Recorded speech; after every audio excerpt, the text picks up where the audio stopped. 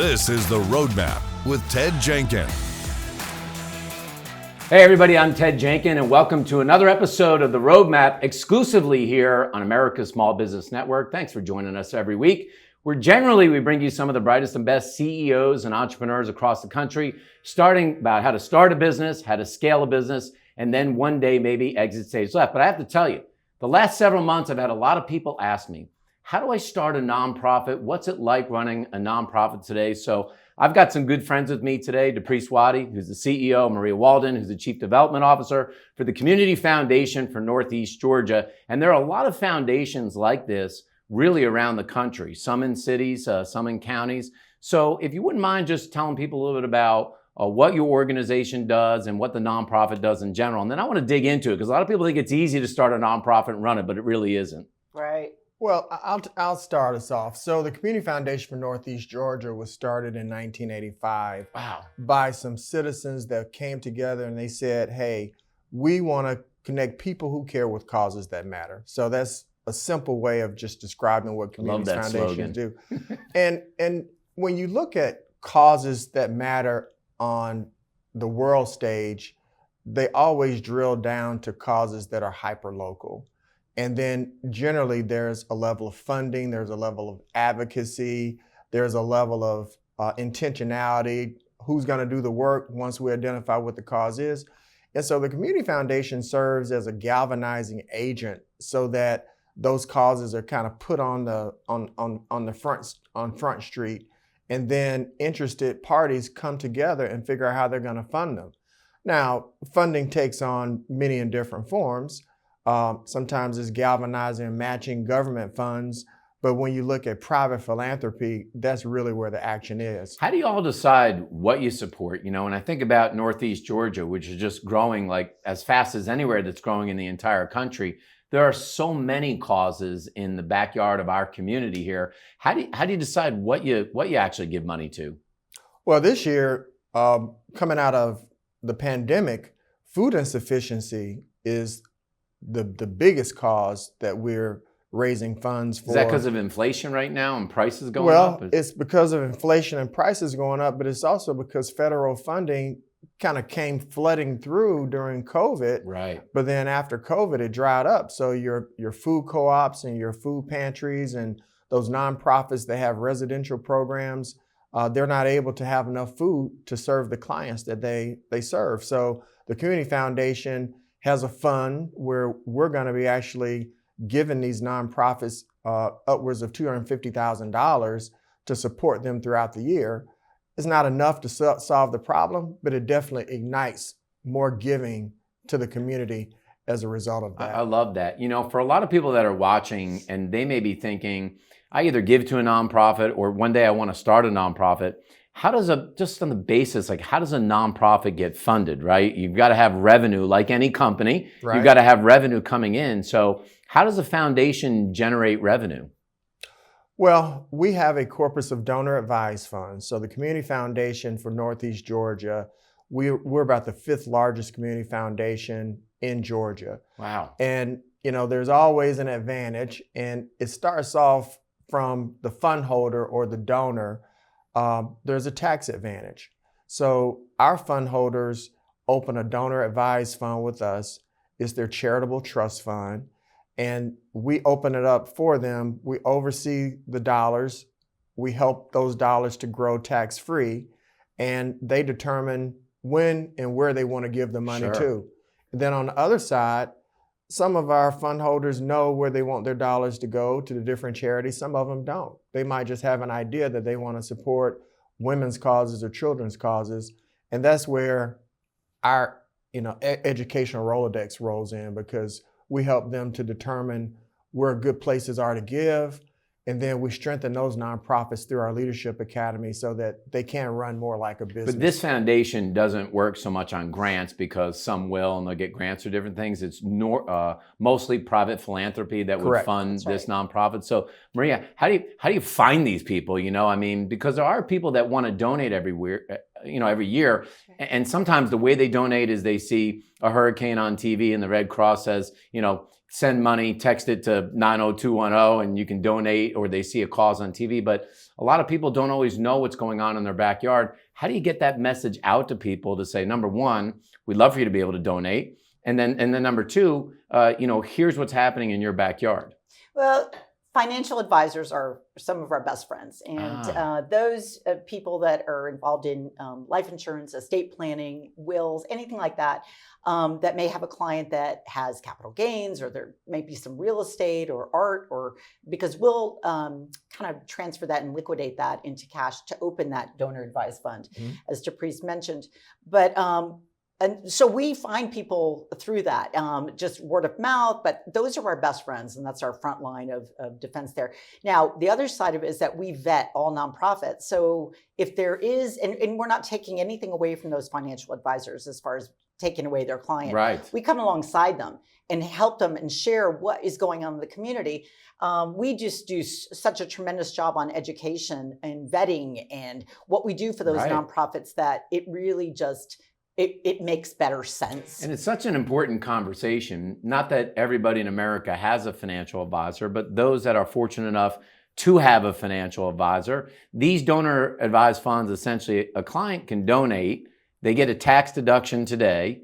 It gets invested so that their financial advisor may invest it, or your organization will help them direct it and figure out how to invest it. It grows on a tax deferred basis, meaning nothing to the IRS. Then one day they can elect to put those funds anywhere, meaning that they could do it to a local a baseball league if they wanted to, or they could do it to an organization like yours. Is that structurally how these funds work? Exactly. I mean, they those that have monies, as you said, not everyone has a financial advisor, but if you do, or if you'd like to learn how to invest and get the tax benefit in the year that you open it, you can have the opportunity to use those philanthropic dollars at any point.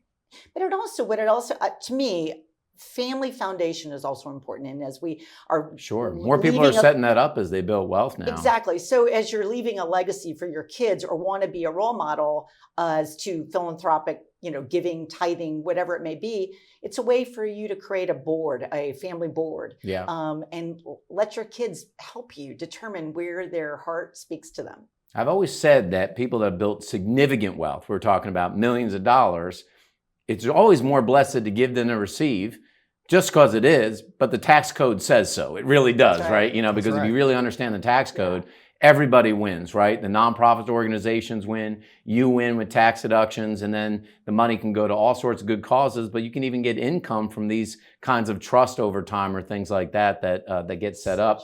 One of the challenges, I think, when people donate to nonprofits is they don't always know where their money goes. So a lot of times I've heard if you donate $1, sometimes only 10 or 20 cents go to the actual cause.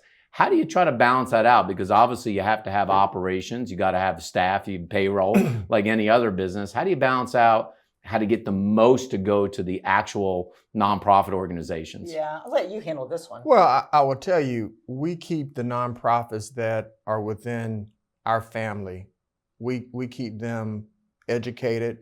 We keep them abreast of the best possible ways to run their organizations efficiently. And we teach them how to have great economies of scale. And so when our fund holders get a recommendation from us that a nonprofit is running well, we know that nonprofit is running well. One, because generally that nonprofit will probably have an agency fund with us where we're managing their assets, and we know that their assets are growing. We know that their staffs are happy, and we know that they're going to come to us if they're experiencing any growing pains, and we're going to consult with them and help them to do better and more profitably. We operate on a very, very small team. So with $100 million in assets, which is pretty much where we kind of ebb and flow based on the stock market, we have a team of less than 10 people. And so so you got to run this thing lean. We run this thing because it is a business, right? Right. People say P&L. But as a nonprofit, you can't just consistently lose money, right? Or you'll be out of business. That's exactly right. So not only are we doing the best possible things so that our fund holders can get the best returns on their investments, if we're running lean in order to get those economies of scale, we want to evangelize that to the nonprofits we serve as well, so that they're doing the same. So we know obviously you're a very legitimate charity, but people read every day, or sometimes they donate, sometimes these GoFundMe pages or other things like that, and they realize, well, this isn't such a legitimate charity. How can someone, separate out the scam from the real thing? Is there a way to know that? Because sometimes the websites look good and it looks like they're doing good things, and then 2 years later you hear, they took all the money. Well, it's not only scamming. There are peaks and valleys when it comes to, nonprofits, just like in for-profit businesses. You get a new CEO, that person may not work out for a season. They might be coming in from a founding CEO that did extremely well with that nonprofit. And that's why community foundations are very important, because most folks that are really busy and have a lot of money, they really don't have time to vet nonprofits. And so you could leave $100,000 to a nonprofit that seemingly is doing very well today, but next year, maybe not in the future. So when you're investing in a community foundation, or you're giving through a community foundation, they're kind of constantly vetting and churning and looking at those nonprofits in that portfolio to make sure that those nonprofits are in good standing, and they could advise you accordingly over time. Well, I feel very fortunate in this sense that almost all nonprofits once a year will do some sort of gala or some sort of kind of event all together. I know that you have one coming up, and I'm going to be excited to be involved in that. Tell people a little bit about what this event is, the Good to Give, and what's that going to look like coming up here in August. August 16th on a Friday night. So this is it's not a school night, so it'll be not a school night. Fun. So you can have a little bubbly at the event, a little bubbly at the event too. And you, thank you so much. Yeah, and we're going to share your knowledge with everyone in the room. But it's the art of giving, and that means that there's creative economy, there's things that impact the workforce development, economic development in the arts. And so we're really spearheading and spotlighting that in all the communities. And we not only serve Northeast Georgia, but we really serve everywhere. So we're going to spotlight the Ukrainian fund that we have. Oh, so wow. we work on a worldwide level. And however, as long as it's a 501c3 located in the country, we work with you. But we are spotlighting Ukrainian efforts. We're spotlighting a lot of the nonprofits within Gwinnett, North Bolton, just because they're local and what they're doing in the arts. So it's going to be extremely interactive and we're excited. Well, it's exciting stuff, because I think a lot of people don't think about this, when they give. Again, there are a lot of these national causes that are out there, and all these causes are good causes, but people do need to think about if they value their community, right? You were just talking about this, DePriest, that people have to have food. That's right. They have to have shelter. So, a lot of people will say, well, I don't want to have people unhoused living in my community, and I want to see people. Well, this is what we do in our community. You could own a $500,000 house or $1 million house. You could have a business and all these good things, and your kids go to blue ribbon schools and stuff like that. But every community has issues, right? And part of giving back in here is that you're helping to try to solve those issues in Northeast Georgia. Is that accurate? That's very accurate. And, I don't know if any of our listening audience has ever worked as a volunteer with a food co-op or where they've distributed food. But it's really humbling to see a person who was at the top of their game and they're driving through the food co-op to get 50 pounds of food in their luxury car because they're living out of their luxury car. They've lost their home. Wow. And so we look at homelessness as those people over there, but we need to look at homelessness and food insecurity as it could be any number of us, any one of us. It could be a catastrophic medical bill that has caused a family to lose everything they have. It's huge. Medical debt is the biggest issue That's for exactly bankruptcy right. today, some $49 billion. So it's a massive number. But that's why we've got to be able to have organizations like yours that can help people out. Well, you mentioned that word volunteer. Mm-hmm. If you can't do anything financially, which not everybody can afford to actually give money, how can they give time to an organization like yours, and what kind of roles would they play? Well, the beauty of it is, if you don't know where to volunteer, you can call us or any community foundation that you have access to, and they'll put you in front of nonprofits that need staffing assistance, HR assistance, financial assistance. If you have financial planning assistance, if you want to work with children on the weekends, mentoring, to do that kind of thing. We have a senior and elderly care, senior centers. They always need roll up your sleeves volunteers. So anybody who is doing something professionally, they've got some skill sets that volunteerism could take advantage of in a nonprofit. You know, we've seen how much inflation has impacted families, but I always think in the back of my head about nonprofits in general, because we're all in the battle for talent, right? And some people emotionally will want to work for a nonprofit because they believe in the cause, or they just believe it's their cause altogether. But how do you try to compete for talent when you do have to manage a lean budget and people still have to pay their mortgage or their rent and all this stuff?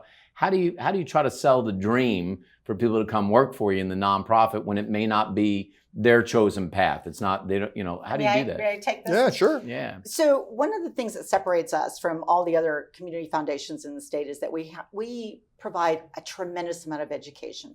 And the reason I say that, we call that the Nonprofit Leadership Academy. And we not only bring in the speakers that can speak to the typical nonprofit scenarios, such as starting a 501c3, creating a board, fundraising, but we take it to a level of what corporate offerings may include. And we partner with Franklin Covey as a large scale 4 disciplines of execution, because in a nonprofit sector, you think, oh gosh, they're so lean. They're not an actual business. No, they are. They're actually leaner than the majority of those for-profit organizations. So they need those types of skill sets, and they need that education. So we, as the community foundation, we provide that. So I want to share that because it isn't different. Actually, they're working leaner with less money, and they're always looking for volunteers. So what we do is we are the convener in the community, as all community foundations are, but we are always looking at those nonprofits. We have a team of people that vet those,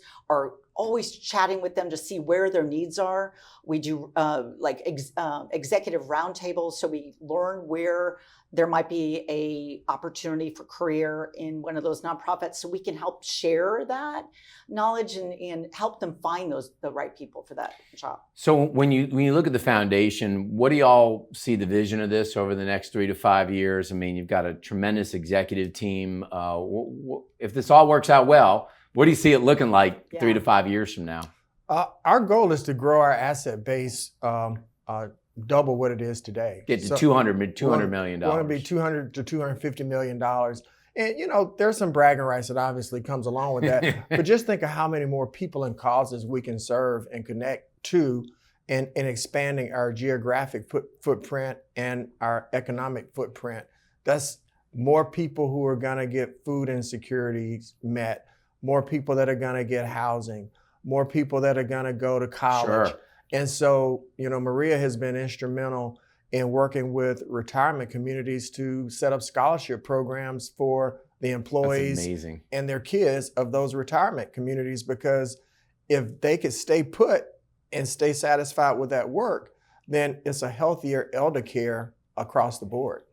For folks that are watching the program today, whether on our TV channel or they're getting it online, where can they learn more about the organization? What's the website to hit? Website is www.cfneg.org. cfneg.org. Hey everybody, check it out. If you thought building a nonprofit was easy, it's not. I want to thank you both for coming on the program today. Maybe you too, in your business that you're running today and you're doing really well, you're not only looking for tax deductions, but you're looking to do a good cause for any type of charity in your community. It might be time for you to talk to your financial advisor, just do some research on a donor advised fund. Again, I appreciate you coming on today. Very exciting stuff. Thanks so much for watching the Roadmap this week. Check out all the prior episodes on America's Small Business Network. I'm your host, Ted Jenkins. Thanks for watching The Roadmap with Ted Jenkins.